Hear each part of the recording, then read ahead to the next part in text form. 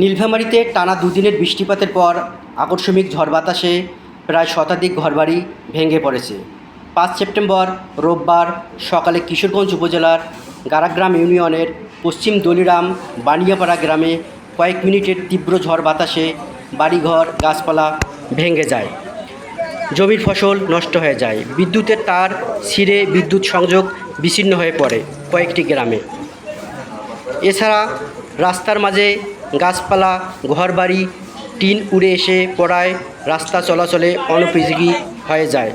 খবর পেয়ে দ্রুত উদ্ধার কাজ পরিচালনার জন্য ফায়ার সার্ভিসের একটি টিম ঘটনাস্থলে উপস্থিত হয়। বাড়িঘর ভেঙে যাওয়ায় দিন এনে দিন খাওয়া মানুষগুলোর এ সময় আর্তনাদ বেড়ে যায়। ফিরোজ বাবু, বাংলা আমার।